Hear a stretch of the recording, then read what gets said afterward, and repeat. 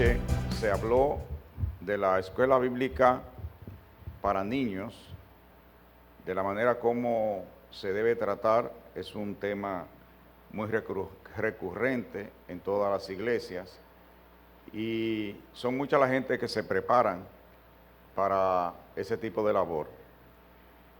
Y casi siempre en los congresos, los cursos que se dan para escuela bíblica están orientados a niños, porque es el segmento de la población en donde las cosas se captan con más facilidad y donde usted hace una siembra que luego se le facilita cosechar. Sabemos que cuando ya hemos pasado a la adultez, es un poquito más difícil adaptarse a las enseñanzas y caemos en un estado en que las cosas no nos llegan tan fácil o no nos entran, vamos a decirlo así, no las asimilamos como lo asimilan los niños. Por eso a los adultos se nos hace difícil aprender otro idioma y a los niños se les hace muy fácil. Y por eso yo digo que para ser maestro de adultos hay que estar tan preparado, o quién sabe si más preparado, que para los propios niños. Los niños se manejan fácil. Yo sé que hay muchos niños inquietos y cosas por el estilo, pero a veces los niños van a la escuela bíblica porque allá le dan una paleta. Van por eso, muchos, solamente van por eso, por la paleta. Naturalmente uno aprovecha, le da la paleta, le da el bolón, pero también le da la palabra de Dios, ¿verdad? Yo recuerdo no hace mucho que yo andaba con el que es hoy el rector de la Universidad Evangélica, y pasamos por un sitio, una esquina, y me dice él, en esa esquina había un señor que daba una escuela bíblica cuando yo tenía como 4 o 5 años. Y yo venía todos los domingos porque me daban un bolón. Y esa es una persona que se especializó, y fíjense que ya voy hasta el flamante rector de una universidad. Entonces, yo he dividido mi exposición, si el tiempo nos da, en 5 partes. La primera parte tiene que ver con el propósito de la escuela bíblica para adultos. Luego pasaremos a hablar acerca de el contenido de la lección para adultos. Luego la organización del estudiantado. Pasaremos después al desarrollo de la clase, cómo lo debemos hacer. Y finalmente, el desarrollo de la clase, pero a modo de la experiencia que yo he tenido. Yo tengo muchos años trabajando para la escuela bíblica. Yo creo que la mayoría de los que están aquí no habían nacido cuando yo comencé a trabajar con la escuela bíblica. Trabajé mucho con niños, luego trabajé con jóvenes, con adolescentes, y ya últimamente me he quedado trabajando con la parte de adultos. El propósito de la escuela bíblica para adultos en la iglesia es diferente al propósito que tiene para el niño. Para el niño, bueno, es diferente, pero tienen la misma finalidad. El niño, nosotros buscamos en ellos que se fije la palabra de Dios de modo tal que, como dice Salomón, instruye al niño en su carrera, en su camino, y cuando fuere viejo no se apartará de ella. El adulto, nosotros con la escuela bíblica de adultos tenemos un propósito diferente. ¿Y cuál es? Que los hermanos se capaciten, tengan conocimiento bíblico tengan base bíblica para poder predicar el Evangelio y para poderse defender también de muchos lobos que vienen a tratar de engañarlo con la palabra. Fíjense que tenemos una finalidad diferente, tenemos una metodología diferente, pero al fin y al cabo, la finalidad es el mismo. Y nosotros, cuando damos la escuela bíblica para adultos, también mantenemos al adulto en la búsqueda de la verdad, en la búsqueda constante de el por qué la Biblia dice tal cosa y por qué si la Biblia dice tal cosa hay mucha gente haciendo otra cosa. Y procuramos también desarrollar en el adulto su inteligencia espiritual. Fíjense, yo le he llamado eso, su inteligencia espiritual, o sea, que tenga la espiritualidad y la inteligencia para poder exponer la palabra.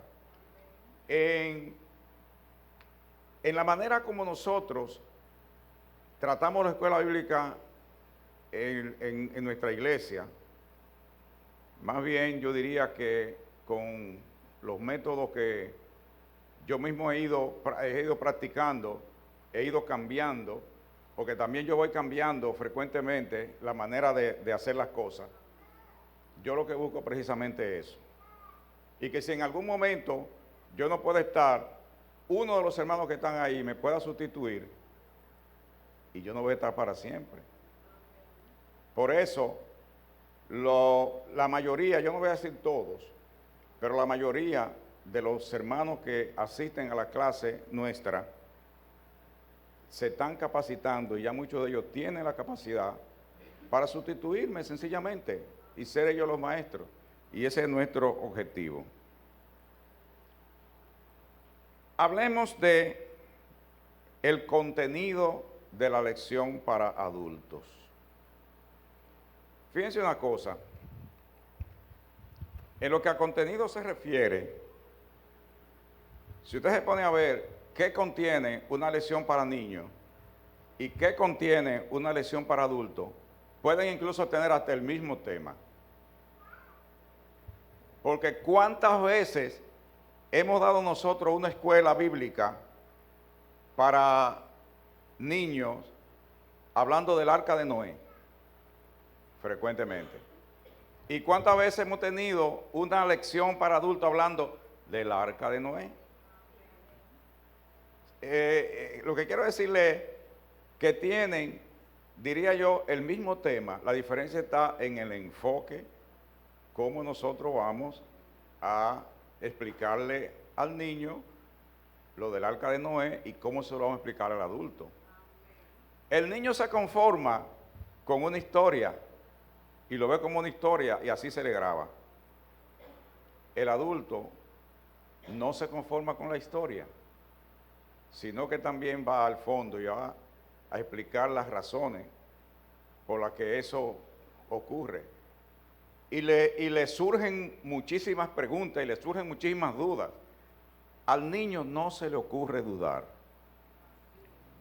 El niño, usted le dio la historia y él sale por ahí contando esa historia y no hay quien se la discuta porque esa es la historia que él aprendió. El adulto sale por ahí diciendo, yo escuché esa historia, pero un arca. Pero es que en ese tiempo no llovía. ¿Y cómo es la cosa?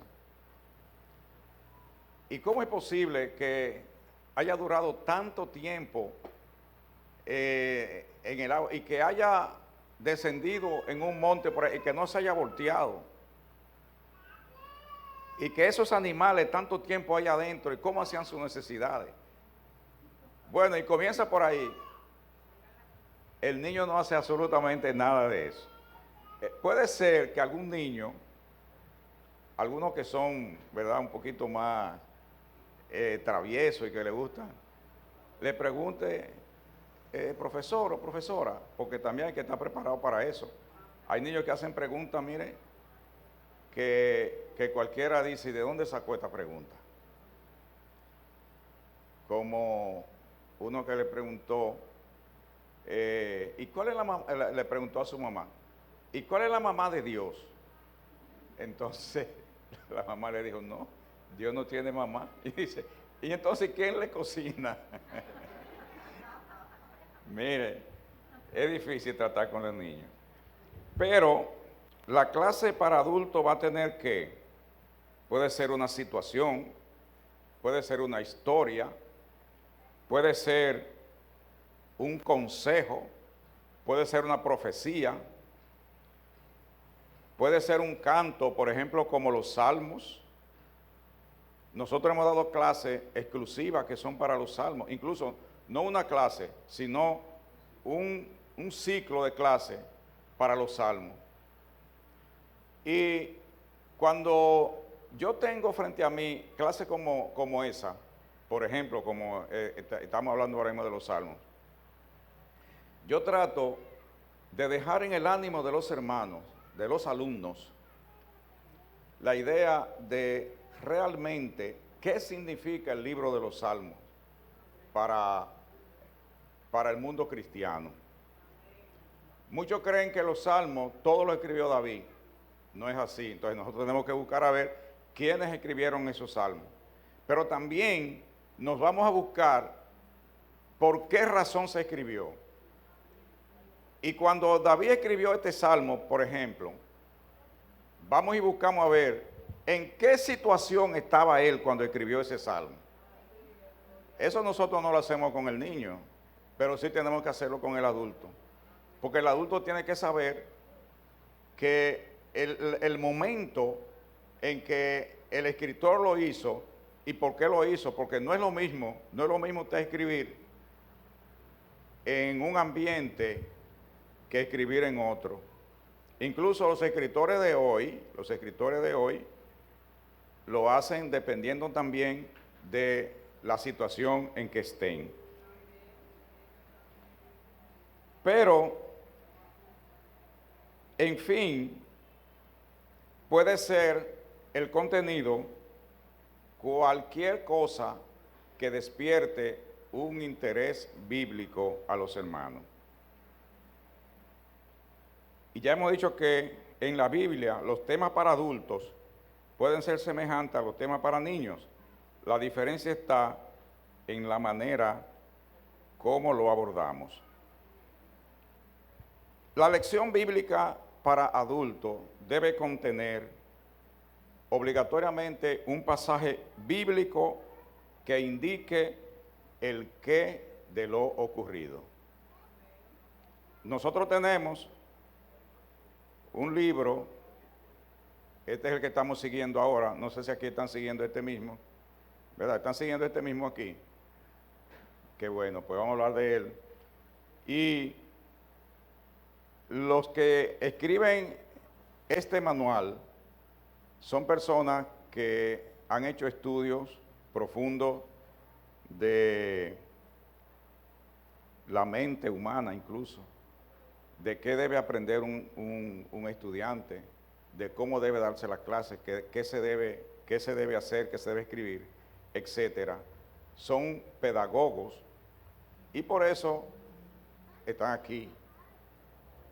Hay muchos de ellos que no son tan buenos, pero siempre nosotros buscamos lo mejor. Ahora mismo nosotros en estamos bastante bien con él, porque el material que trae es bastante cómodo. Entonces, debe tener un pasaje bíblico, obligatoriamente, que indique qué se va a tratar. Por ejemplo, la lección que nos toca mañana, para el 19 de marzo, se llama La verdadera sabiduría. Y tiene un pasaje bíblico que es el capítulo 3 del libro de Santiago. Ya con eso usted tiene que ver cuál es la temática que tiene ese capítulo. Pero no solamente ese capítulo, porque usted no está tratando con niños, está tratando con adultos. Usted tiene que chequear a ver, o yo por lo menos como maestro, yo chequeo el libro completo. Porque el libro, desde que comienza hasta el final, tiene una temática, y vamos a ver un poquito más adelante cuál es la temática de ese libro que nosotros estamos estudiando hoy. El maestro debe asegurarse de que todos los de la clase han entendido el pasaje y que dominan completamente el suceso, lo sucedido, ¿verdad? Usted no puede avanzar si usted no está seguro de que el pasaje bíblico que estamos estudiando, los hermanos lo pueden entender. Porque si los hermanos no entienden el pasaje bíblico en el que usted está basando su lección, entonces seguro que eso todo va al fracaso. Si se trata de una clase para niños, esto sería lo fundamental y a veces definitivo, que los niños entiendan la historia o la problemática que refiere el pasaje. Pero ya hemos dicho que no solamente en el adulto no se queda con conocer la historia, sino que también el adulto tiene que hurgar el porqué de la historia y qué consecuencia trajo esa historia y por qué razón se escribió eso y cosas por el estilo. Después de entender lo sucedido, hay que pasar a una fase de analizar el por qué ha sucedido la situación o historia. Aquí se da espacio para que se discuta ampliamente el porqué de lo sucedido y si se requiere, cómo pudo haberse evitado lo que ocurriera si se trata de un problema negativo o qué experiencia positiva pudo haberse extraído de ahí. Es decir, hermano, que en ese puntito, el maestro de adulto, fíjense, yo le estoy hablando a esas personas que tienen la vocación de darle clases a adultos. Por eso yo digo que ahí usted tiene que dar un espacio para que los alumnos se expresen y cuenten lo que ellos han entendido, lo que no han entendido, lo que ellos creen y qué ellos creen que pudo haber sucedido si esto hubiera ocurrido de otra manera y cómo ellos entienden que pudo haberse sacado beneficio de ese pasaje, porque esa es la finalidad. La fase siguiente debe ser de análisis de todas las consecuencias derivadas de la situación, tales como destrucción física. Hay muchos pasajes bíblicos en que un pueblo salió destruido por no obedecer a un mandato de Dios. Entonces, eso hay que analizarlo. Usted no está tratando con niños, está tratando con adultos. Y puede ser que dentro de esos adultos hay algunos que no le importan mucho las cosas, pero hay otros que están muy pendientes a lo que usted está diciendo y que luego van a ir a buscar a internet, van a ir a buscar a la Biblia, van a ir a buscar en libros, van a ir a buscar una serie de cosas, e incluso hay algunos que vienen hasta a contradecir lo que usted dijo. Entonces, hay que estar bien preparado para eso. Puede ser que un pasaje bíblico haya decretado la condena de un pueblo. ¿Por qué razón? Y cuantas más cosas beneficiosas o negativas pudieron haber ocurrido. En síntesis, hermano, no se quede en la historia. El pasaje bíblico es muy rico y usted tiene que sacar la chispa de lo que hay ahí. Ore, pídale al Espíritu Santo que le ayude. Que óigame, en muchas ocasiones yo he tenido lecciones en que he tenido que leer, releer y pedirle al Señor que me dé luz, porque hay algunas cosas que yo no las estoy entendiendo. Entonces yo no puedo ir a la clase como profesor a decir, mira, hay una cosa que yo no la entendí. ¿Ustedes me la pueden explicar? Es más, yo le voy a decir una cosa, si tengo que hacerlo en algún día, también humildemente lo hago. Pero yo prefiero todo lo contrario. En ocasiones yo he dicho en la clase, miren, hermano, este puntito que hay aquí, yo no lo entendía bien, yo lo entendía de así, así, así, así, pero me puse a orar y el Señor me iluminó y me dijo que esto lo que significa es esto, esto, esto y esto. Esa es una buena actitud de un maestro para adultos. En el ínterin, en el desarrollo, ¿verdad? Se debe dar la mayor oportunidad para que los alumnos se expresen y se le presta toda la atención posible a sus planteamientos. Cualquier hermano, no importa lo que usted esté diciendo, que levante la mano y que quiera decir cualquier cosa, inmediatamente dele la oportunidad y préstele mucha atención a lo que él está diciendo. Óigame, puede ser que usted piense que el hermano está diciendo el disparate más grande, préstele la atención como si estuviera diciendo la verdad más grande del mundo. Préstele su atención y nunca le diga, no, usted está equivocado, hermano. Sino que con amabilidad, usted le dice, bueno, lo que el hermano está diciendo, yo creo que él podría tener razón, pero mire, vamos a ver lo que dice la Biblia aquí. Hermano, fíjese, léalo usted mismo, hermano. Y entonces el hermano lee, ¿verdad? Y él se va dando cuenta. ¿Qué usted entendió, hermano, de eso? Y cuando usted viene a ver, el hermano está ya claro en lo que, en lo que yo quiero que él sepa, que él aprenda, ¿verdad? Pero él no se siente humillado, no se siente vejado, ¿verdad? Sino que se sintió importantizado. Él ve que es importante en la clase y se integra mucho más. Al final siempre debe obtenerse algunas conclusiones que le queden al alumno como enseñanza práctica de la lección. Mis alumnos allá en la iglesia saben que siempre nosotros buscamos que de todos los pasajes que leemos y de todas las lecciones se nos quede algo en la mente, que vayamos a la casa con algo que aprendimos en la escuela bíblica. Y muchas veces esas cosas uno casi ni se da cuenta, pero le quedan aquí para siempre.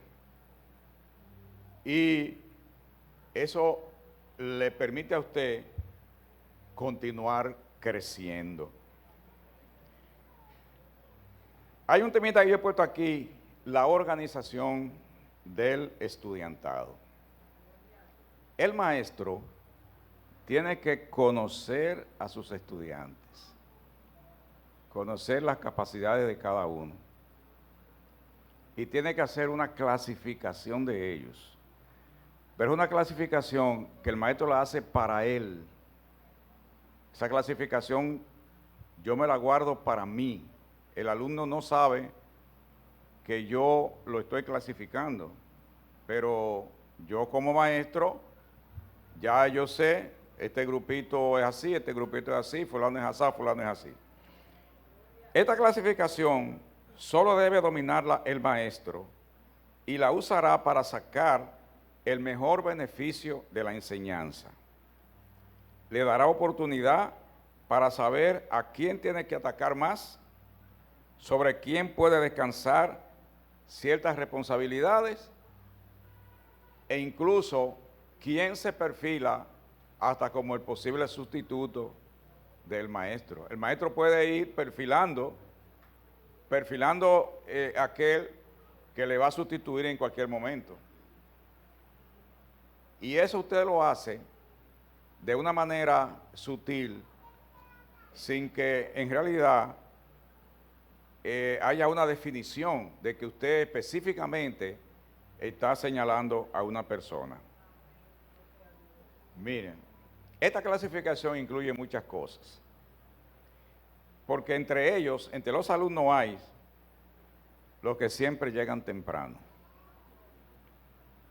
Pero también hay los que siempre llegan tarde. El que llega tarde, casi siempre llega tarde.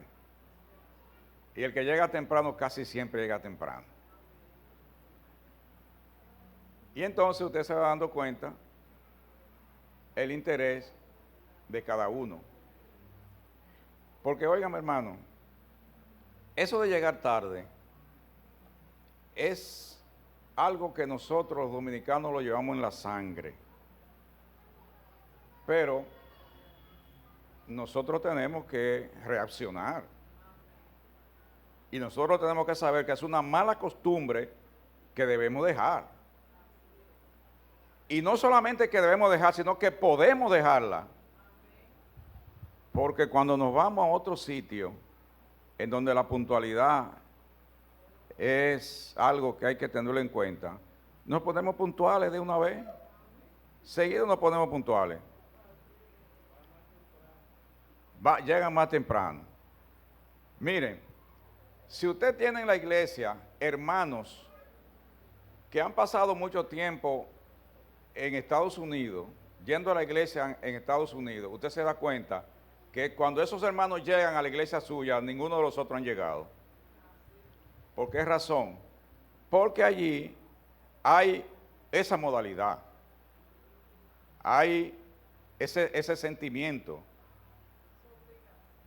esa obligación, se siente como una obligación. Y yo diría que no está malo que yo gaste aunque sea un minuto hablando de esto. ¿Y sabe por qué usted llega tarde, hermano? Porque usted no tiene su cosa planificada. El domingo, y voy a hablar porque estamos hablando de la escuela bíblica, el domingo es para el Señor. No es para que usted se levante a lavar ni a planchar. Yo sé que las hermanas tienen que hacer una serie de cosas. Pero acuérdese que ese día es para eso, para dedíqueselo al Señor. Y entonces, deje todo lo demás. Óigame, si usted ve, por ejemplo, los hermanos adventistas, el sábado, esa es una cosa que el sábado es del Señor. Ahí no es verdad y que va a venir, que yo, no, porque yo tuve que ir, que me llegó una gente. Óigame, cada vez que viene a mí alguien a decirme que yo me tuve que quedar porque me llegó una visita, la visita que llegó cuando yo voy para la iglesia, se tiene que ir conmigo para la iglesia, o se queda en la casa. ¿Y quién me va a decir a mí que yo no voy a ir a la escuela bíblica o a la iglesia porque ese día fulano de tal cumpleaños y yo tengo que ir? O que yo cumplo años. ¿Qué es eso? Cumpla todos los años que usted quiera y celebre el otro día, pero no me coja ese día. Bueno, ese no es el tema. Vamos.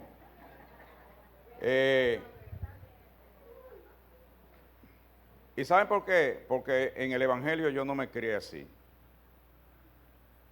Yo tengo muchos años en el Evangelio y en aquellos tiempos lo principal era usted ir a la iglesia y sobre todo ir a la escuela bíblica, porque yo todo el tiempo he estado ligado a la escuela bíblica. Miren, dentro de sus alumnos usted va a encontrar, y usted lo va clasificando mentalmente, los que estudian la lección, usted se da cuenta.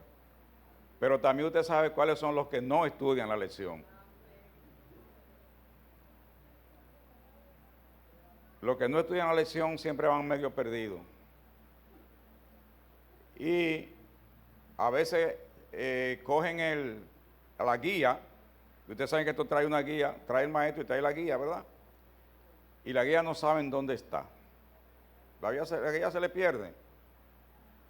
Porque no utilizan el tiempo que tienen que dedicarle a eso. Hay los que prestan mucha atención a la hora en que se expone la clase, pero hay también los que no prestan atención a la hora de que se está exponiendo la clase. Toda esa gente usted tiene que clasificarla, pero para ayudarle, no para denigrarlo ni nada de eso. También hay los que todo lo aprenden, pero hay también los que nada aprenden. Y eso hay que seguirlo ayudando. Hay los que se les hace difícil aprender y hay también los que practican la cosa y lo aprenden rápidamente. Hay los que verdaderamente aman a la escuela bíblica y hay también los que le da lo mismo a la escuela bíblica como amarla o no amarla. Todo eso usted lo encuentra dentro de una clase de adultos. Y usted tiene que dar su clase para toda esa gente. Usted no solamente va a dar clase para los que le interesa la escuela bíblica, para los que no le interesa, usted también a eso tiene que usted atacarlo un poco más. Bien. El desarrollo de la clase. Siguiendo el material que utilizamos, que nosotros estamos utilizando este material, ¿verdad? Hay muchas recomendaciones del escritor del material de apoyo, Libro para el Maestro Adulto, Vida Nueva, que es el que estamos usando. El material de enseñanza, nosotros sabemos que viene por semestre, ¿verdad? Y estamos en el primer semestre. Al principio, ese material tiene incluso una sección que dice, prepárese para enseñar a los adultos. Yo eso es lo primero que leo. Yo me imagino que cada maestro leerá eso, pero puede ser que haya alguno que, no, eso no, ¿para qué yo voy a ver eso? Pues eso es lo primero que leo. Prepárese para enseñar a los adultos y ahí le da una serie de pautas de qué usted debe hacer para enseñar a un adulto. No son muchas las pautas, pero a mí me interesa ver si hay algo ahí que yo no conozco, ¿verdad? Y por eso yo lo leo. Cada semestre el libro trae recomendaciones de cómo prepararse para la enseñanza. Miren, por ejemplo, el primer semestre o la primera unidad habla de la carta de Santiago. Entonces, antes de la lección, ellos le ponen ahí una descripción de la carta de Santiago. Inmediatamente yo leo eso. Pero yo no me conformo con eso. Yo me voy a otros escritores. Por ejemplo, en el celular yo tengo The Holy Bible se llama. Hay muchísimas aplicaciones bíblicas en el celular, yo sé que ustedes la tienen, pero la que yo tengo tiene, antes del capítulo 1 de cada libro, tiene una descripción completa de todo lo que trata ese libro.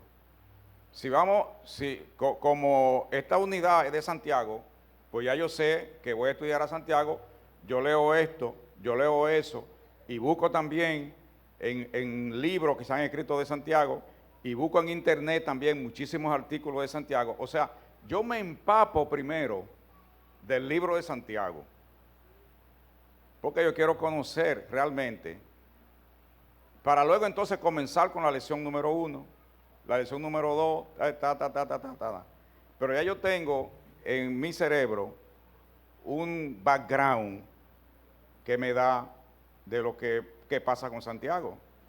Por ejemplo, Santiago era el hermano del Señor. ¿Y qué otro nombre tenía?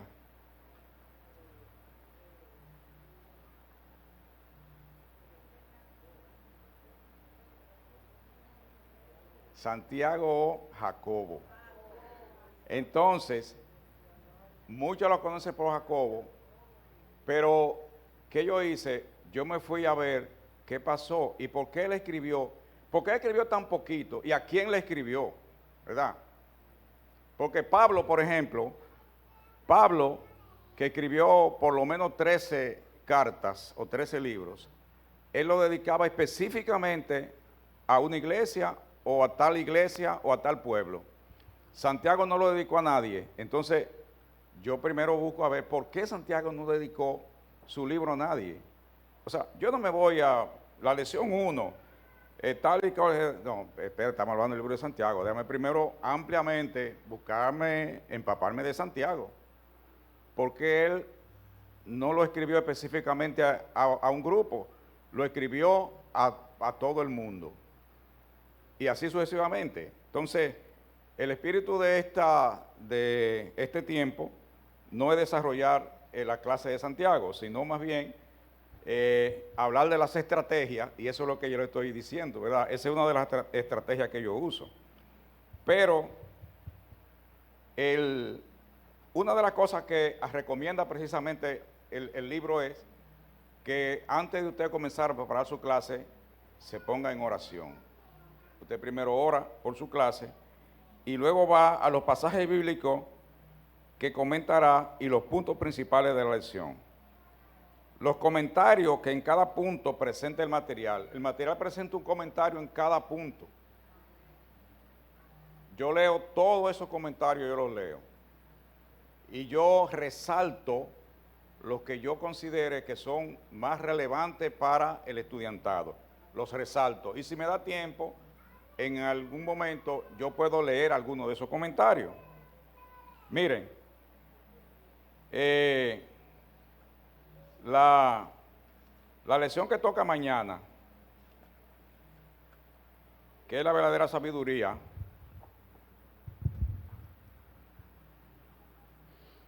ya yo la tengo estudiada, pero fíjense cómo está ese libro. Ahí hay rayas por todas partes. ¿Ustedes ven? Porque yo resalto todo lo que yo entienda que podría ser resaltable en el momento en que yo estoy dando la clase. Yo todo eso lo resalto. Pero son tips que yo le estoy dando, ¿verdad? De la experiencia que uno ha sacado, como de la manera como yo estudio y preparo la lección. Cuando yo comienzo a preparar la lección, ¿y qué tiempo le dedico? Adi, ¿cuándo yo comienzo con la lección? El lunes, dice Adi el lunes. Yo comienzo la lección, mañana damos la clase, ¿verdad? Yo comienzo mañana en la noche, después que estoy en la casa, a preparar la lección del domingo siguiente. Y entonces, lo primero que hago es que va a tocar el capítulo 4, yo supongo.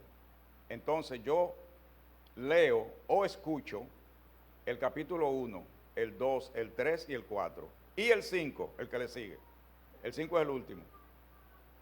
Entonces después me quedo escuchando, porque esa es una estrategia también que tengo. Usted sabe que en el celular, la Biblia hablada, yo pongo una bocinita Bluetooth, porque no es bueno escucharlo directamente en el teléfono. El teléfono de noche debe estar retirado. Pero yo cojo una bocinita Bluetooth, pongo lo que quiero escuchar, lo pongo que se repita o que se apague. Le doy, por ejemplo, 10 minutos, 15 minutos, 20 minutos, y me quedo con mi bocinita aquí acostado. Y ahí va. Préstame.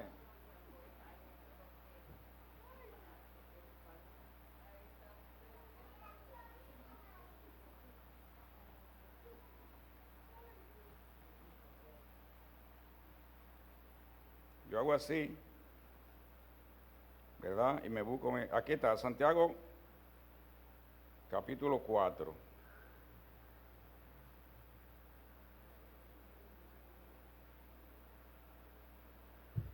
Ahora no me quiere salir. Ahí está. Santiago capítulo, el que toca es Santiago capítulo 3, muy importante, que habla de la lengua. Miren, entonces yo hago lo siguiente, ¿verdad?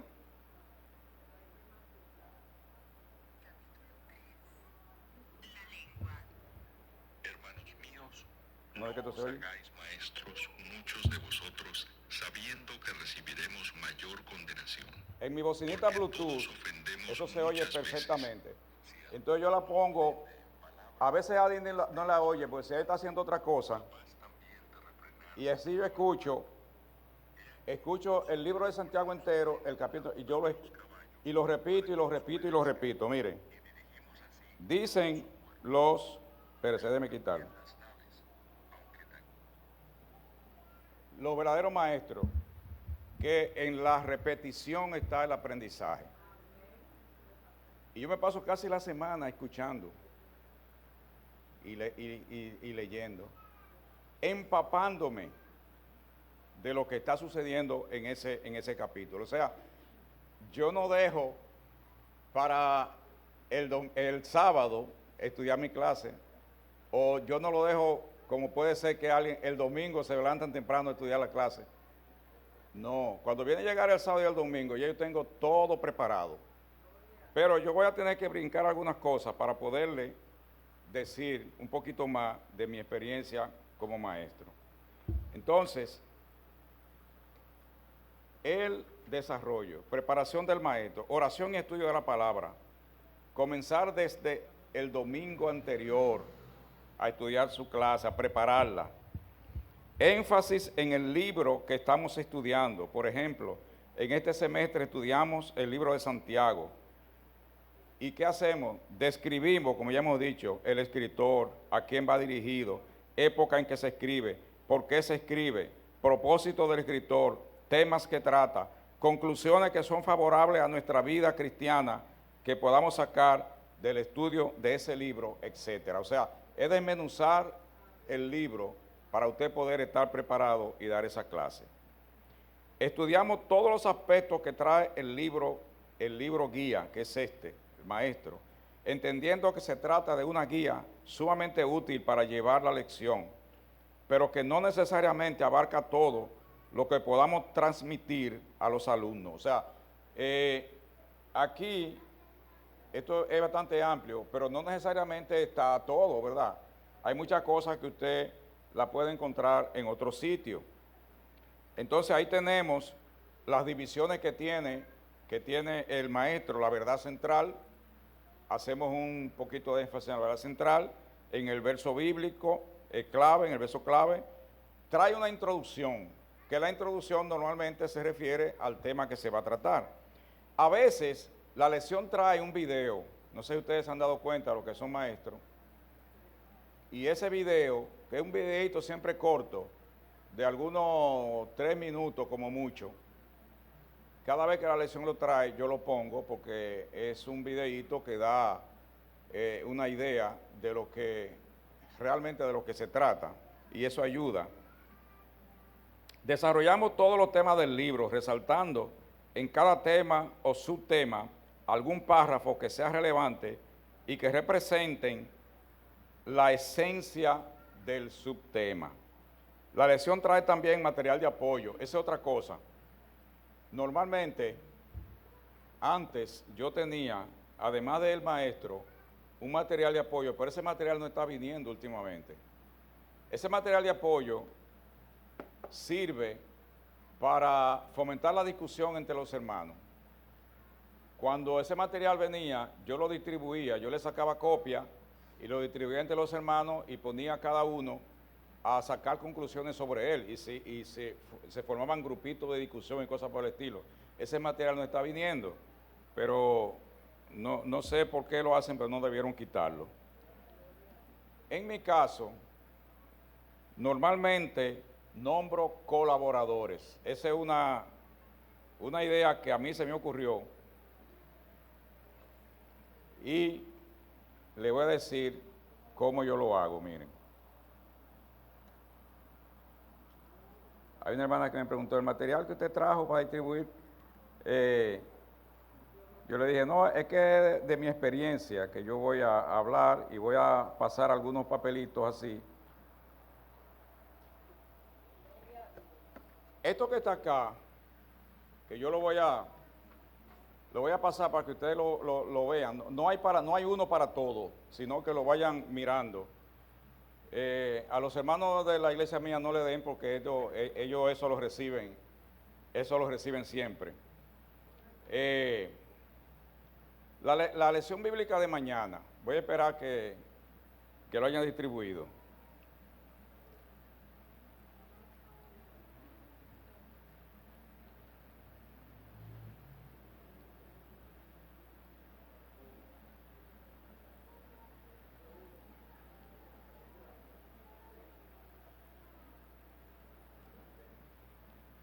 Dice arriba, esta es una publicación que yo pongo en el chat de la iglesia todos los jueves.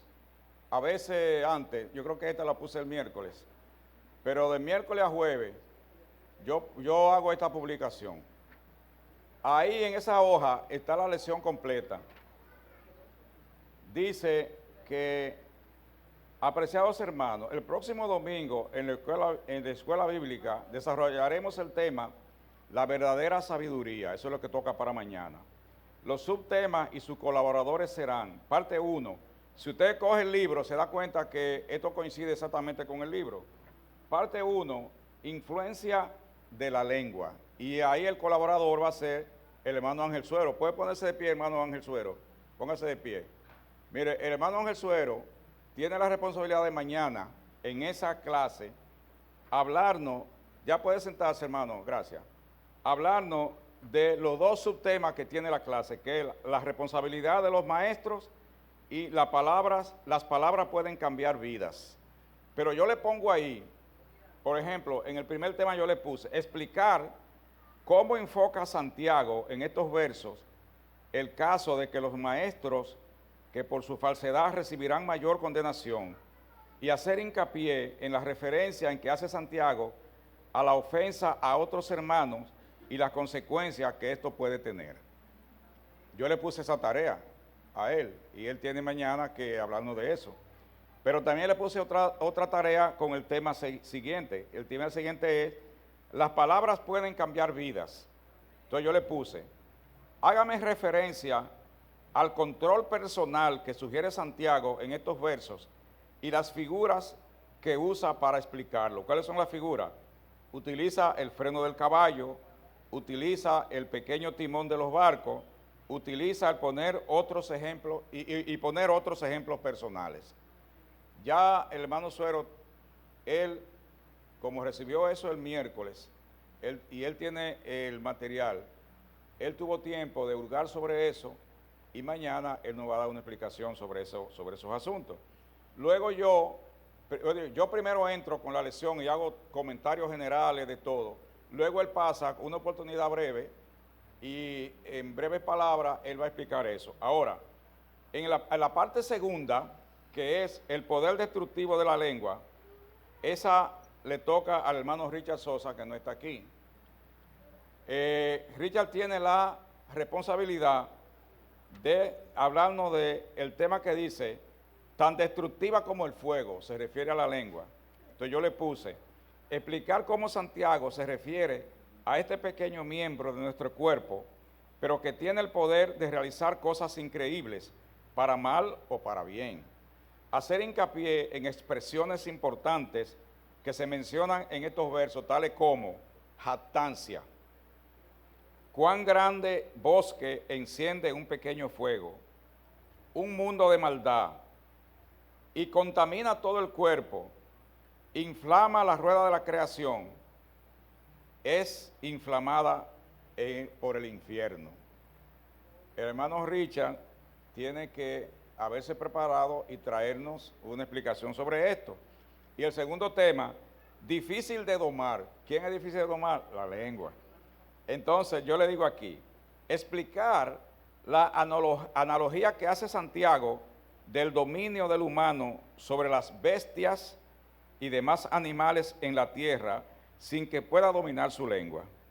Explicar cómo somos tan inestables que podemos de una sola boca emitir bendición, pero a la vez también emitir maldición.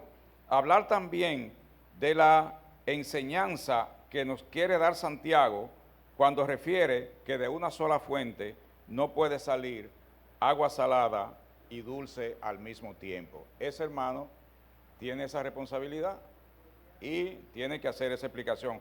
Luego el tema 3, que que se llama Contraste entre la sabiduría terrenal y la celestial. Yo ese tema yo lo cojo completamente para mí. Sabiduría terrenal, tema desarrollado por el maestro, y sabiduría de los altos, de lo alto, tema a desarrollar por el maestro. Entonces yo he hecho una distribución de la clase para que los alumnos participen. Y eso ha dado un resultado de que los hermanos exponen y cuando viene a ver se convierten en maestros. Vamos a ver si dice la pantalla, dice fin, pero yo me voy a robar 3 de minutos más para decirle cualquier cosa. Una de las cosas importantes que yo utilizo como maestro es la representación gráfica. A mí me encantan los mapas. Y cuando estamos hablando del pueblo de Israel, su caminata y todas sus cosas, yo le busco mapas a los hermanos para que ellos se den cuenta de por dónde iban, y eso le ha permitido también a ellos aprender geografía. Y yo le traje un ejemplo aquí. Hace poco nosotros desarrollamos lecciones que tenían que ver con el tabernáculo. Entonces, ¿qué yo hice? Para que los hermanos realmente supieran cómo era el tabernáculo, yo le llevé gráficas. Hermanos, pueden distribuirlo. Esto es como ejemplo de lo que hicimos en esa clase.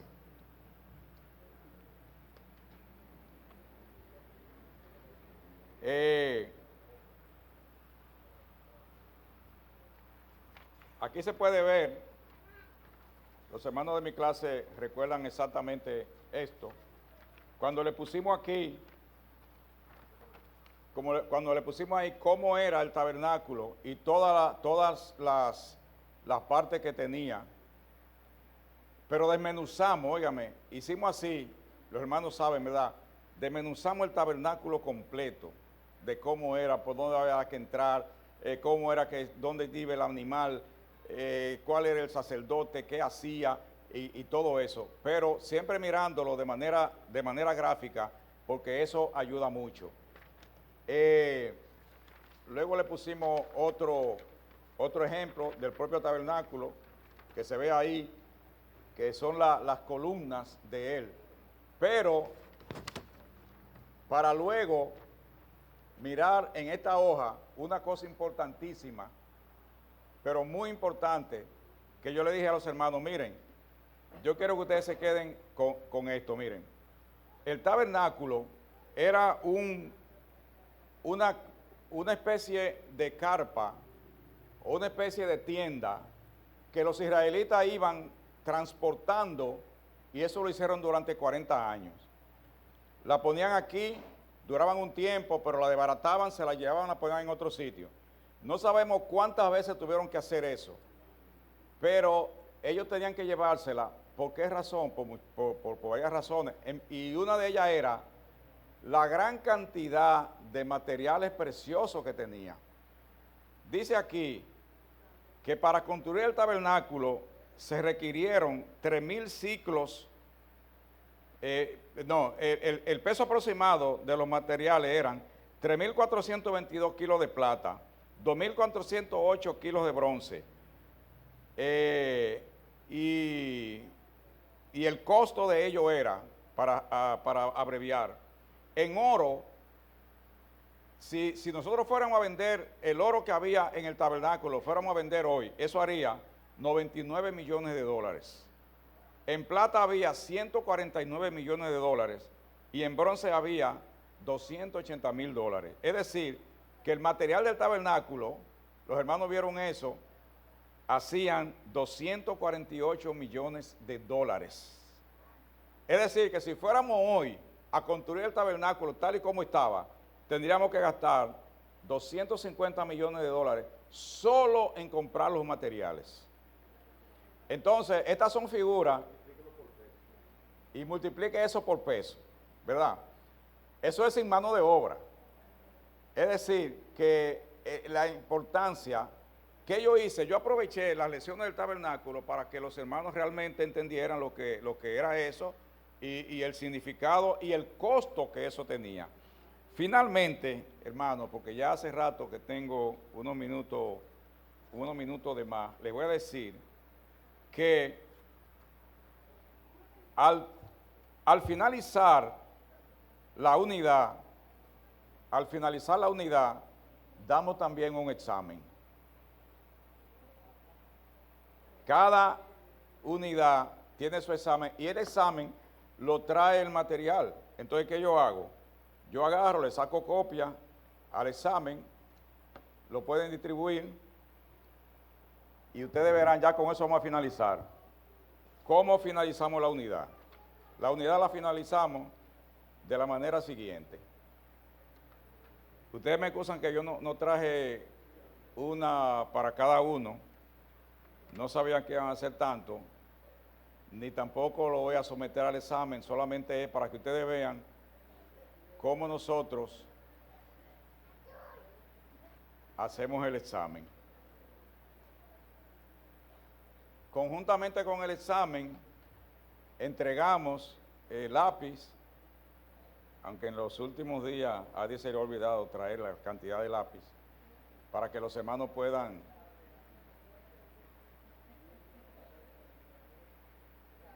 y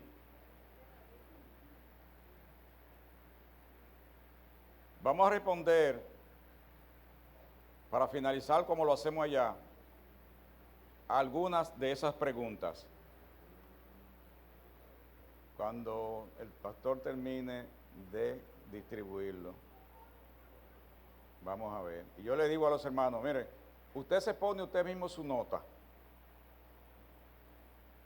Y la primera pregunta dice,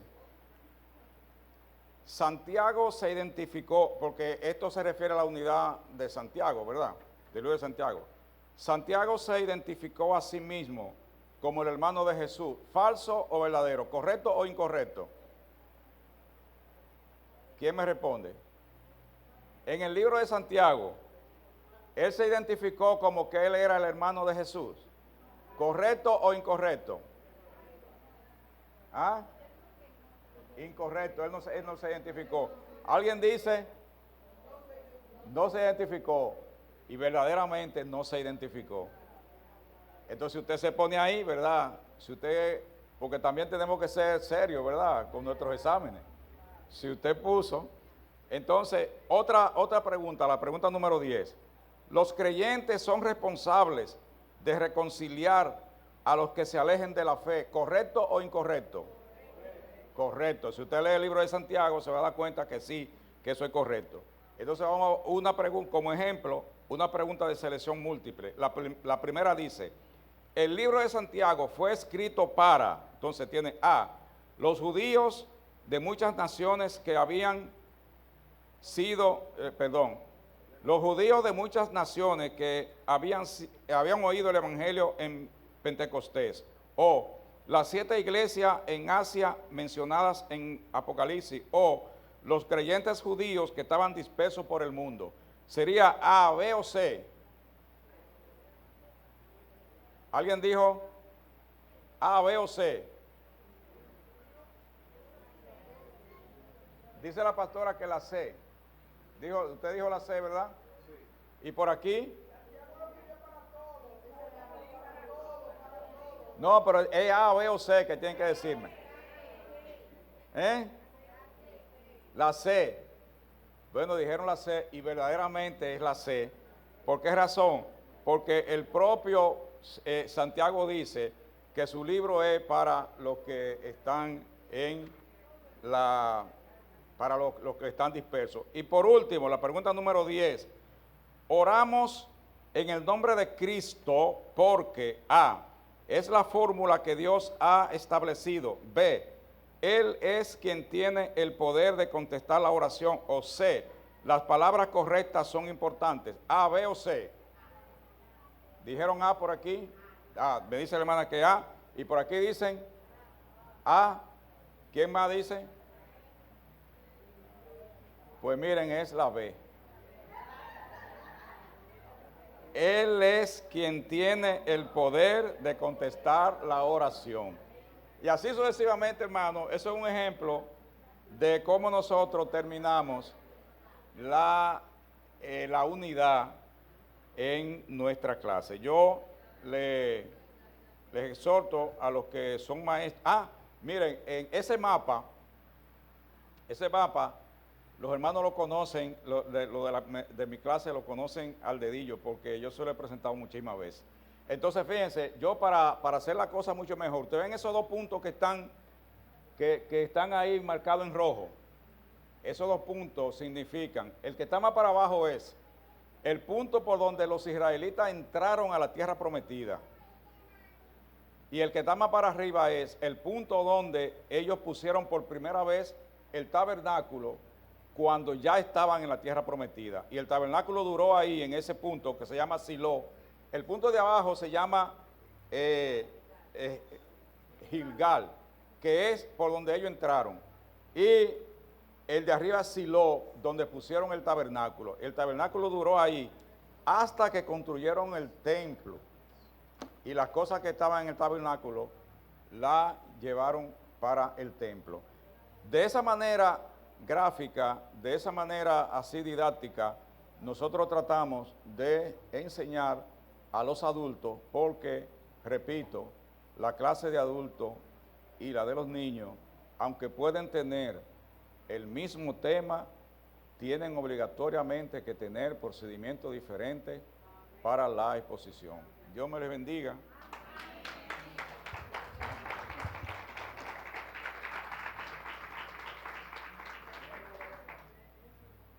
Pasamos a preguntas de una vez.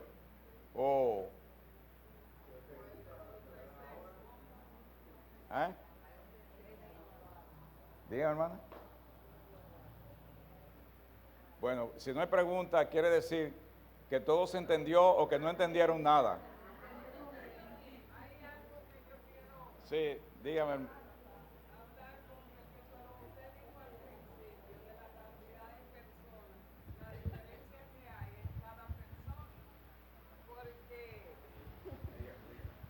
Y yo me reía porque eso es así. Cuando yo compré la primera guía y la profesora estaba dando la clase, yo busqué todo lo que ella dio y no estaba en el guía. Digo, yo jamás compro un guía. Yo siempre compraba el maestro y como usted dice, iba preparada a cualquier cosa. Nosotros teníamos un maestro que para él ver si usted verdad estudiaba, él hacía alguna pregunta que te sacaban como de contexto, pero no era así. Y yo siempre levantaba la mano, siempre he hecho eso en la clase. Amén. Qué bueno. Y cuando una vez que él dio una clase que era con referencia a la Semana Santa y hablaba de la crucificación de Cristo, yo me acuerdo, hubo una hermana que me dijo tanta cosa que yo hasta lloré esa noche en la escuela bíblica, porque él dijo, Jesucristo si quería no tenía que morir porque él podía hacerlo, porque él era Dios. Y yo levanté la mano y yo le dije, estaba establecido que había que haber derramamiento de sangre para perdón de pecado. Y esa hermana me dijo, mira hermano, y después dijo él, cuando yo estaba estudiando esta clase, estaba pensando en Cristina. ¿Por qué? Porque cuando tú das una clase, como usted decía, tú evalúas los estudiantes, quiénes aprendieron o qué hicieron. Entonces, siempre yo cuando me toca algún tema aquí en la iglesia, yo le digo, venga y aprenda, aunque sea una palabra. ¿Por qué? Porque es necesario, porque nosotros tenemos que estar preparados para ambas partes, para el que no sabe, como para el que sabe, como para el que estudió y no estudió. Y eso es así. Amén. Gloria a Dios. Bien, y recuerden que lo más importante es usted ser responsable, ¿verdad? Usted identificarse y demostrar la responsabilidad que usted tiene con eso, porque el que usted le asignen una maestría, sea de adulto, sea de niño, eso es un ministerio que usted tiene que asumirlo con mucha responsabilidad. Así como usted asume el ir a su trabajo, porque si usted no va a su trabajo, tiene problemas.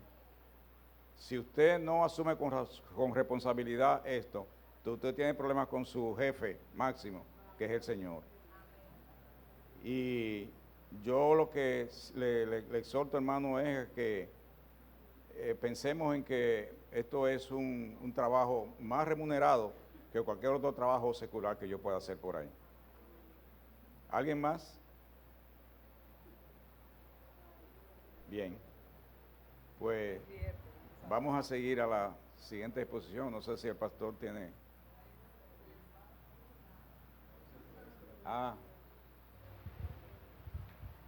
Dios le bendiga. Dios le bendiga más. ¿No hay más preguntas? No, si no hay más preguntas, vamos a darle las gracias a nuestro hermano Rafael por estas enseñanzas tan útiles para cada uno de nosotros. Verdaderamente.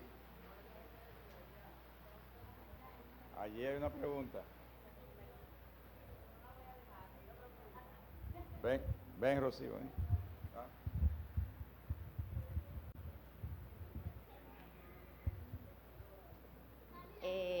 Me llegó a la mente porque siempre la clase, ¿verdad?, de escuela dominical es la base, ¿verdad?, de todo. Aquí nosotros aprendemos los fundamentos. Pero hay una situación, que hay un desinterés. En los hermanos no asisten a la clase. El domingo puede venir la iglesia llena, ¿verdad? Y tenemos muchos hermanos activos. Pero para la clase, o sea, ¿cómo motivar? Porque hay que ver la estrategia del maestro. ¿Cómo motivar a que haya más participación en la escuela bíblica? Tenemos que aprender eso. Amén. Sí. Sí, ese es un problema que enfrentan todas las iglesias, pero uno de los trabajos que se pueden hacer es precisamente involucrar a los hermanos en la clase. Y yo tengo en mi clase hermanos que yo todo el tiempo puedo contar con ellos, porque ellos saben también que tienen responsabilidad en la misma. Y ese involucramiento, involúcralo a todos, ponle a cada uno algo que hacer. Usted tiene que leerme un texto, usted tiene que decirme tal cosa, usted tiene que hacer aquello. Haz un involucramiento de todos los hermanos, que ellos sientan que algo tienen que hacer ahí. Y tú verás que muchos te van a fallar, pero la mayoría van a acudir a lo que tú le estás diciendo. Y tu clase puede ir aumentando. Ve conociendo a cada uno de tus alumnos, sus problemas y todo. Y si no asisten, llámalo y pregúntale por qué o cosas por el estilo. Y eso va a ir haciendo que tu clase crezca. Y no solamente que crezca en números, sino que crezca en interés, porque eso es lo más importante. También acuérdate que una clase bíblica no es un culto. O sea, no está bien que yo dé una clase bíblica para un grupo como este que está aquí. Una clase bíblica debe ser para 15 o 20 personas. Y si la iglesia tiene mucho más gente, pues dividan la clase, para que cada uno se sienta que tiene un maestro y que puede seguir, porque con el grupo así tan grande es muy poco el seguimiento que puede dar. Hermana. Dios le bendiga. Amén. Corroborando con lo que usted decía, yo recuerdo que la hermana Antonia tuvo un tiempo de la escuela bíblica que nos dijo que teníamos que tener una mascota. Una mascota, nos daba examen y todo. Y yo estaba tan emocionada porque siempre quise volver a la escuela, que yo busqué mi mascota, si no fallaba la escuela bíblica, yo siempre quería, como usted decía, indagar más y de por qué estaba el libro escrito. Y le quiero decir a los hermanos que eso fue tan valioso para mí, esa dinámica que la hermana Antonia usó en la escuela bíblica, fue tan bonito ese tiempo, que hoy que yo estoy, que nada más puedo venir a la iglesia una sola vez, que es los domingos, me ha valido, me ha servido para ponerlo en práctica allá en aquel lugar donde yo estoy. Es tan tal que tengo la mascota y sigo estudiando de la misma mascota, ¿me entiendes? Y es muy gratificante y que cada persona que está aquí y cada persona que quiere crecer en el Evangelio tiene que saber que la escuela bíblica es su universidad. Amén. Porque no se olvida lo que usted aprende en escuela bíblica. Como usted dijo, no es un culto, no se puede hacer monótono, sino con dinámica de que la persona se entusiasme de conocer del Señor y conocerlo de una forma suave, sutil. Amén. Amén. Sí, y la participación de todos los hermanos, como yo decía, es interesante. Incluso aquellos que vienen y que no se han convertido. Usted puede tener un alumno que no ha hecho su profesión de fe, pero es un alumno de su clase. Y usted lo trata igual, le da su oportunidad si quiere hablar, si cosas por el estilo. Dios le bendiga, hermano. Sí. La inquietud que decía la hermana, yo considero que como hacen otras iglesias, que dan en 2 días diferentes las clases, porque hay hermanos que pueden trabajar durante la semana, solo tienen libre los fines de semana, dan clases en uno de los días de la semana y el domingo, que generalmente pueden asistir, así tienen mejor provecho. Así es, sí, claro, si la iglesia es demasiado grande, pues la escuela bíblica puede darse en cualquier día. Por eso le llamamos escuela bíblica, no escuela dominical. Hermano Rubén. Sí, Dios les bendiga a todos. Correspondiente, bueno, sumándole a lo que decía Rafael y los demás hermanos, otra técnica que ayuda mucho a esa motivación de los alumnos es las visitas. Hay una diferencia que existe entre lo que es ser profesor y maestro. Cuando nosotros vamos a la escuela, nosotros vamos a esa institución, pero ella no va a nosotros.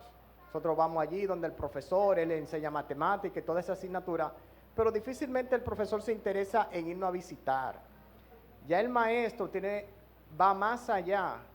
Es algo difícil, se practica poco, pero es un resultado vehemente de ir y conocer dónde vive ese alumno y visitarlo como se pueda.